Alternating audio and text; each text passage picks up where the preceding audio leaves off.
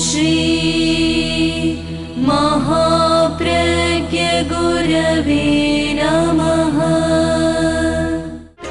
जिसके सांसों में रहता है शाश्वत शांति का स्पंदन, उस महाप्रज्ञ को वंदन, उस महाप्रज्ञ को वंदन। सत्य अहिंसा अनेकांत को अर्पित जिसका तन मन, उस महाप्रज्ञ को वंदन, उस महाप्रज्ञ को वंदन। जिसके सांसों में रहता है शाश्वत शांति का स्पंदन, उस महाप्रज्ञ को वंदन, उस महाप्रज्ञ को वंदन।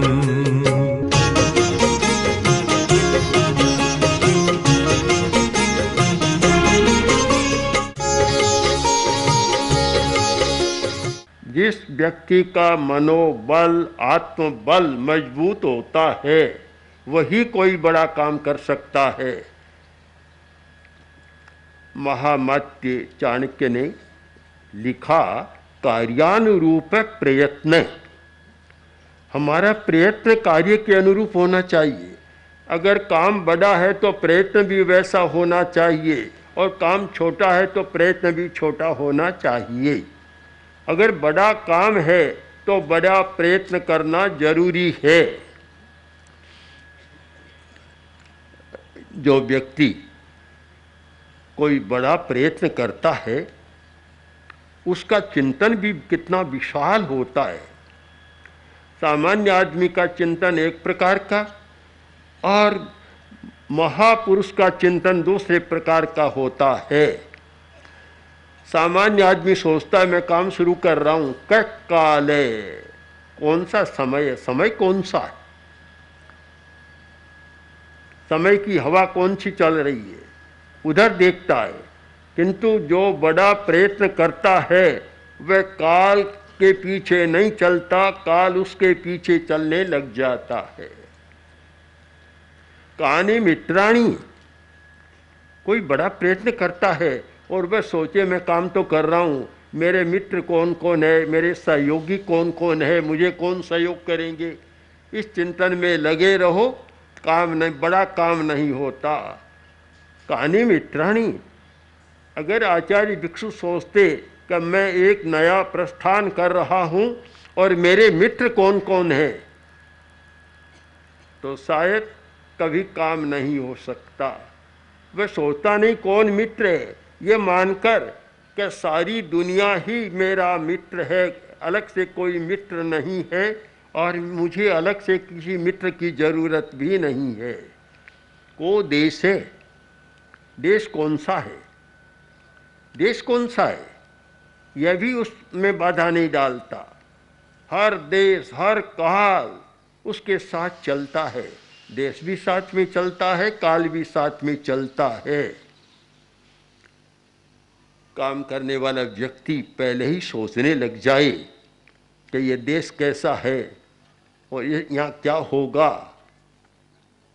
आचार्य भिक्षु ने जिस तत्व का प्रतिपादन किया और वे ये सोचते कि ये देश तो राजस्थान है या मारवाड़ है, जोधपुर का राज्य है, कांठा प्रदेश है, बहुत कम पढ़े लिखे लोग हैं,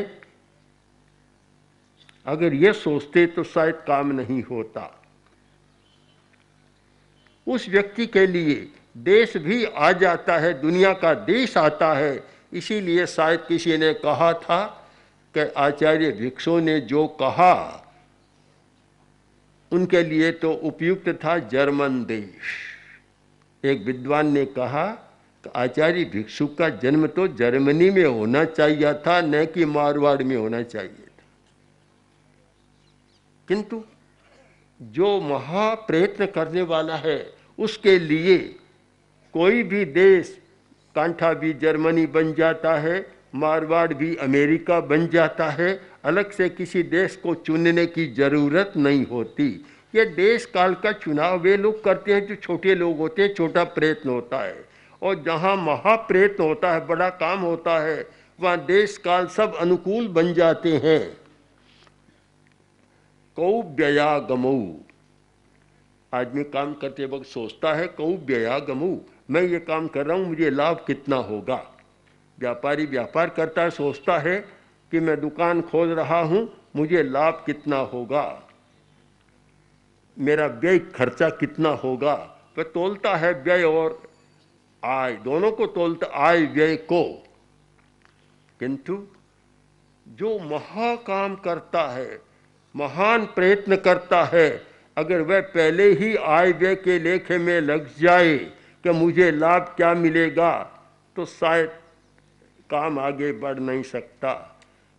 आचार्य तुलसी ने जब अणुव्रत आंदोलन का प्रवर्तन किया था और उस समय सोचते कि इससे मुझे कितना लाभ होगा, जनता को कितना लाभ होगा, तो कभी अणुव्रत आंदोलन का प्रारंभ नहीं था।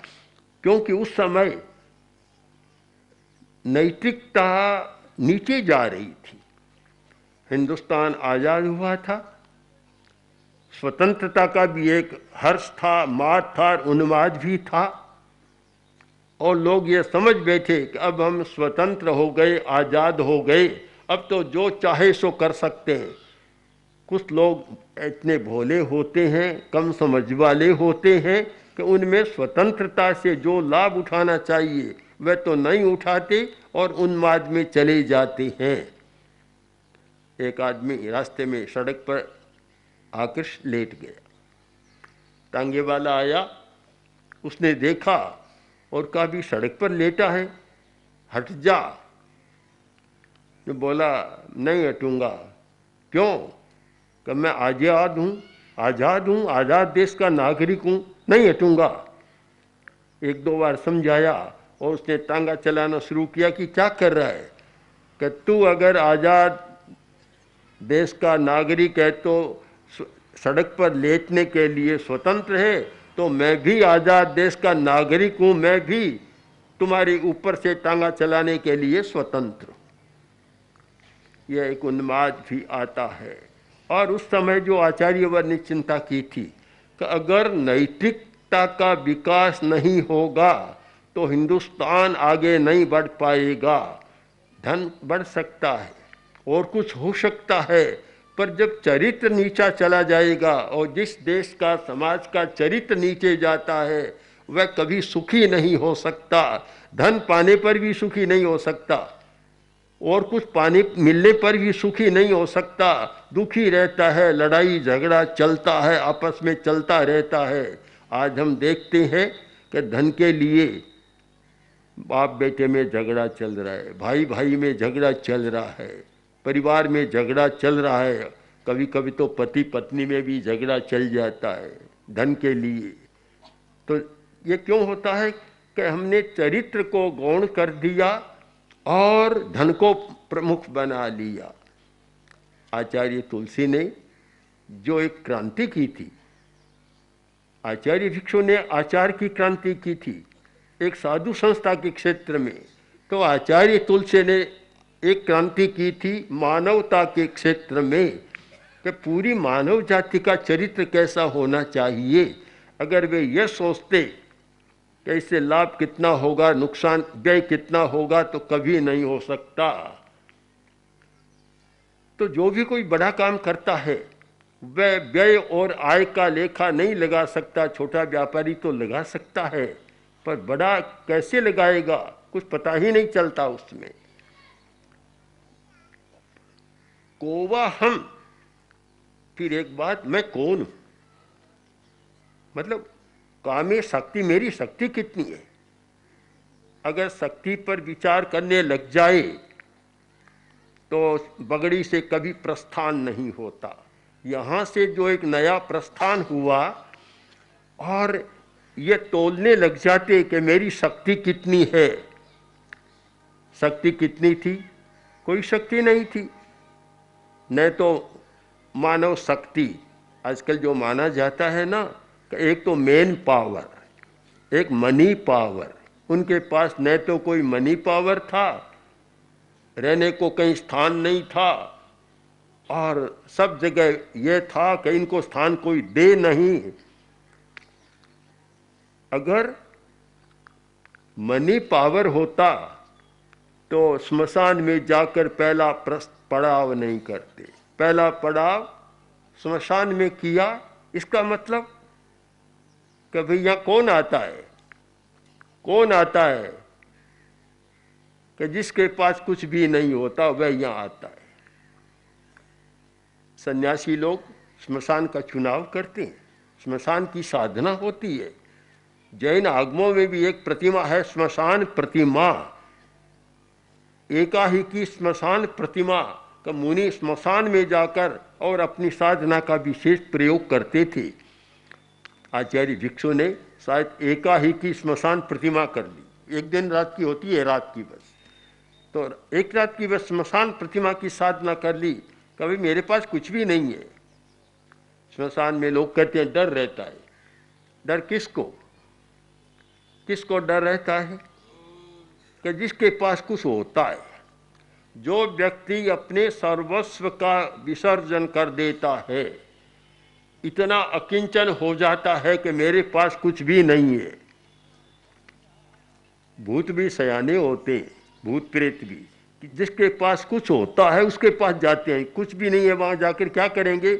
इसीलिए लोग कहते हैं कि दोपहर में जाओ, अस्तमय में जाओ तो मिठाई लेकर मत जाओ, कोई प्रेत की छाया पड़ जाएगी। पर जिसके पास न मिठाई न कड़वा नमकीन कुछ भी नहीं था, वहाँ भूत कोई आएगा तो करेगा क्या? और दुखी हो जाएगा। प्राय तपस्वी करते हैं, उसके पास भूत नहीं रहते। खाते हैं, उनके पास भूख आते हैं, भूत आते हैं। और जिसके पास भूत है उसको तपस्या करना आना शुरू कर दो, भाग जाएगा। एक कहावत भी राजस्थानी में चल पड़ी कि भूख के आगे भूत भी भाग जाता है। जहाँ भूख है वहाँ भाग जाता है। हमारी एक साथी को कोई ऐसी कुछ था, हो सकता है प्रेत कुछ ही छाया हो, तो जब लड्डू दिखाते तब बहुत मन ललचा जाता, लड्डू लेने आ जाती, लड्डू अच्छा लगता। तो जहाँ कोई मिठाई मिले और मिले वहाँ तो भूत का ही मन ललचाता है। तो उनके पास तो कुछ था नहीं, अकिंचन। और जो व्यक्ति देह का विसर्जन कर देता है, सबसे बड़ा ममत्व होता है शरीर का। शरीर का मोह सबसे ज्यादा कड़ा होता है, शरीर का मोह। आचार्य भिक्षु ने तो वह शरीर का मोह भी छोड़ दिया था, छोड़ दिया था। एक प्रकार से मृत्यु को सामने रखकर चल रहे थे। मौत से डरता नहीं मैं, मौत मुझसे डर चुकी है। मौत से नहीं डरता। कुछ लोग तो मौत से डरते हैं और कुछ लोगों से मौत भी डर जाती है, उनका कुछ नहीं बिगाड़ सकती। एक सब चलता है इच्छा मृत्यु। जो साधक होता है, योगी होता है और बड़ा तपस्वी होता है, उसके लिए इच्छा मृत्यु। ज्योतिषी आते हैं, कहते हैं कि इतने वर्ष की आयु है और फिर बाद में इच्छा मृत्यु, जब चाहे तब मृत्यु होगी, पहले नहीं होगी।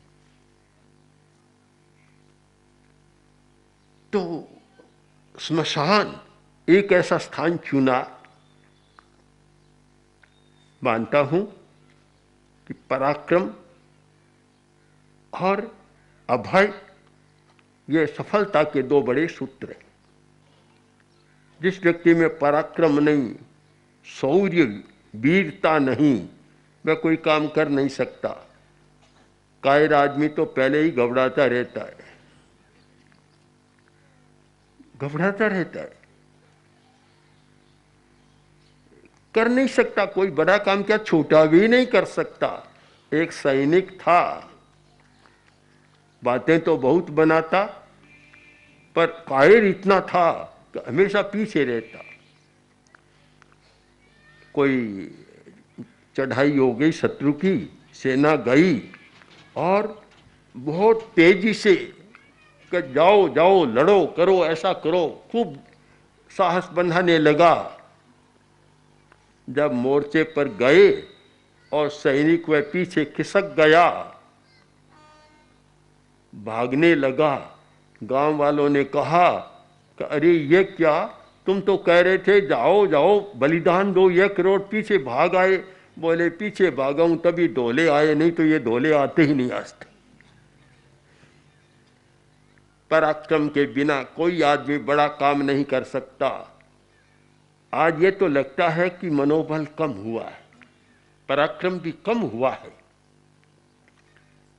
जो मनोबल पराक्रम आज से पहले 100-200 वर्ष पहले लगता था, आज उसमें कमी दिखाई दे रही है।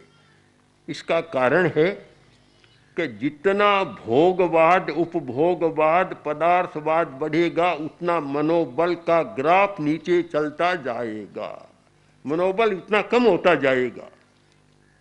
आज तो आदमी बहुत डरता है कहीं कुछ हो नहीं जाए, बहुत बचाता है अपने आप को। मनोबल कम हुआ है, पराक्रम कम हुआ है, और डरने ज़्यादा लग गया कि राजस्थान में बाजरी में भी इतना तेज था, ऊर्जा थी कि खिचड़ा पकाते तो ढक्कन उछलता रहता। अब शायद वह भी कमज़ोर हो गई। मिट्टी कमज़ोर, पानी कमज़ोर, खेती कमज़ोर, बाजरी कमज़ोर, अनाज कमज़ोर, और चूल्हा भी कमज़ोर। चूल्हा तो उठ ही गया लगभग, हाँ, चूल्हे की बात ही समाप्त हो गई। सब कमज़ोर कमज़ोर हो गए। अब जहाँ कमज़ोर है वहाँ कोई बड़ा प्रयत्न कैसे होगा?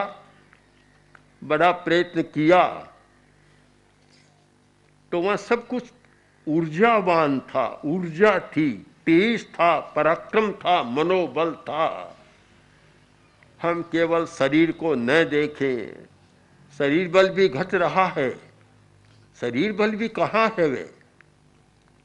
आप उदयपुर में जाएं, चित्तौड़ में जाएं, और कहीं भी अनेक राज्यों में जाएं, जोधपुर में जाएं, संग्रहालय में जाएं, देखेंगे कि उन लोगों के महाराणा प्रताप आदि के जो भाले हैं, आज उनको उठाना मुश्किल है। कैसे वे चलाते थे?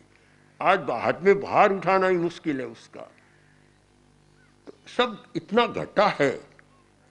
खाने की चीजें तो बड़ी है। पुराने लोग शायद प्रोटीन नाम नहीं जानते होंगे, पुराने लोग विटामिन का नाम भी नहीं जानते होंगे। आज तो बस के भोजन, संतुलित भोजन में प्रोटीन चाहिए, विटामिन चाहिए, अमुक अमुक चाहिए, वे तो नाम भी नहीं जानते थे। किंतु उस भोजन में भी इतना था, कारण कि प्रदूषण नहीं था। आज वातावरण का प्रदूषण भी हुआ है, तो विचारों का भी थोड़ा प्रदूषण हुआ है। मुझे लगता है कि आज फिर नए विचार क्रांति की जरूरत है। आप जानते हैं, नैतिकता की बात बहुत अच्छी है, धर्म की बात बहुत अच्छी है, पर एक यहाँ जो चलता, हर आदमी जानता है कि भूखे भजन न होई गोपाला। बेचारा क्या करेगा? भूखा आदमी है, भजन करने बैठेगा, चांद को देखेगा तो रोटी दिखाई देगी। एक संस्कृत नाटक में एक लिखा गया है कि जो भूखा है चांद को देखेगा, देखेगा आकाश में रोटी है, और भी कुछ आगे लिखा है उसने। तो भूखे को वही दिखाई देता है। अहिंसा यात्रा में हमने इस बात पर ध्यान दिया कि नैतिकता, धर्म की बात और साथ साथ में जीवन की बात, ये सब मिलाकर कले तो एक समग्र चिंतन होगा और एक नई क्रांति होगी। तो यह भूमि जो विचार क्रांति की भूमि है, जहाँ विचार क्रांति का पहला चरण आगे बढ़ा, पहला प्रस्थान हुआ, और पहले प्रस्थान में ही मृत्यु का वर्ण करने का संकल्प कर लिया। संकल्प हो गया कि मौत आए तो आए, पर मुझे अपने पथ पर चलना है। इतना दृढ़ संकल्प हो गया, न मौत से घबराए, न श्मशान से घबराए, और न किसी अंधकार से घबराए। एक महापुरुष का संकल्प और विचार क्रांति। अब आज हमारा कर्तव्य है कि उस विचार क्रांति को भी नया परिवेश दें। वेश बदलता है, शरीर भी बदलता है, किंतु उसकी आत्मा को हम पकड़ें और एक नया वेश दें। आत्मा तो वही रहे, किंतु वेश नया पहना दें, जिससे कि कुछ नयापन लगे। पुरानी बात अच्छी बात है, पर पुरानी में भी नया होना जरूरी है। नया मैं देखता हूँ, गांव की महिलाएं भी आई, पर आज भी कुछ पुरानापन तो चल रहा है, अभी भी पर्दा तो चल ही रहा है थोड़ा बहुत। आचार्य तुलसी ने क्रांति की थी, काफी नया मोड़ परिवर्तन आया, अभी भी कुछ थोड़ा बहुत तो चल रहा है। हमें नए युग को समझना है, वेश भी बदलना है और आत्मा को सुरक्षित रखना है। अपनी जो पुरानी, सबसे पुरानी हमारी आत्मा है शाश्वत, उसको तो सुरक्षित रखना है और बाहर के वेश को बदलते रहना है। ये दोनों बात समझ में आए तो विचार क्रांति का तात्पर्य हमारी समझ में आएगा। तो मुझे प्रसन्नता है कि हम आज एक ऐसे स्थान पर आए हैं जो एक प्रस्थान, वेदांत में प्रस्थानत्रयी है, प्रस्थानत्रयी। ये हमारा पहला प्रस्थान, यहाँ से हुआ एक विचार क्रांति का प्रस्थान, और वह भी इतना पराक्रम के साथ हुआ कि उसे न आंधी रोक सकी, न कोई वर्षा रोक सकी, न कोई धूल के बवंडर रोक सके, कोई भी रोक न सके। ऐसा एक शक्तिशाली प्रस्थान जिसका चरण आगे बढ़ रहा है। तो मैं सोचता हूँ कि सीरिया या बगड़ी के नागरिक और रहने वाले प्रवासी और निवासी दोनों चिंतन करेंगे कि इस क्रांति को हमने आज किस रूप में समझा है और आगे किस रूप में इसको बढ़ाना हम चाहते हैं। स्मारक तो बन गया, दर्शनीय बना है, हमने वहाँ कार्यक्रम किया, अच्छा लगा कि एक साधना का स्थल है और एक अभय की साधना का स्थल है। वास्तव में जैसे सरकार करती है ना, अभयारण्य, अभयारण्य जहाँ जंगली जानवरों के लिए अभयारण्य होता, उनको भय नहीं रहता। तो ये आपका स्मारक है जो जैत सिंह जी की छतरी का वह पूरा प्रदेश, ये क्या है कि अभय स्थल, अभय धाम। सिरियारी में भिक्षु धाम, अरिया आपके यहाँ हो गया अभय धाम, जहाँ कोई भय नहीं। भय होता तो स्मशान में नहीं रहते, उनको कोई भय नहीं था। तो ये एक अभय धाम है। जिस व्यक्ति को कोई डर लगता हो तो यहाँ आकर साधना करे, उसका डर भी भाग जाएगा, भूत भी भाग जाएगा, सब भाग जाएगा। तो ये एक अभय धाम बन गया। अब इस अभय धाम में से ऐसा कुछ निकले जिससे जनता में जो भी थोड़ा भय है वह दूर हो जाए। तो सब लोग चिंतन कर और एक अहिंसा प्रशिक्षण को इतना व्यापक स्वरूप प्रदान करें, इतना सक्रिय एक अभियान बनाएं। अभियान, अभियान जब अभियान बनता है ना, जिसकी कभी विस्मृति न हो।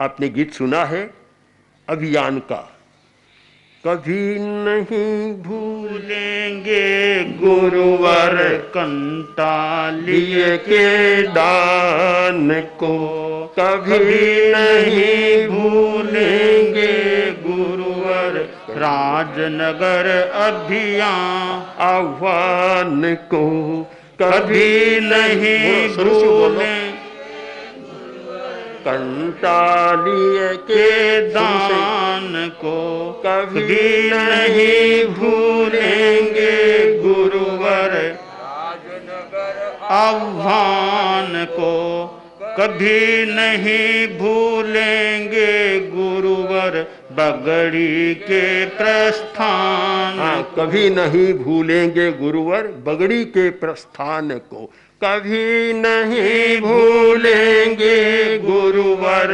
बगड़ी के प्रस्थान को, और केलवा की अंधेरी ओरी के हाँ, तो अभियान, अंधेरी ओरी का अभियान और के या बगड़ी का प्रस्थान कभी नहीं भूलेंगे। आपको नहीं भूलना, याद रखना है कि यहाँ क्या हुआ था। उसको याद रखते हुए कोई ऐसी योजना बने जिससे जनता इस प्रस्थान को कभी न भूले। तो मैं मानता हूँ आज का एक दिन का प्रवास भी आपके लिए प्रेरक बन सकता है और जनता के लिए बहुत कल्याणकारी बन सकता है। ओम ओम श्री महाप्रज्ञ गुरवे नमः। ओम श्री महाप्रज्ञ गुरवे नमः। ओम श्री महाप्रज्ञ गुरवे नमः।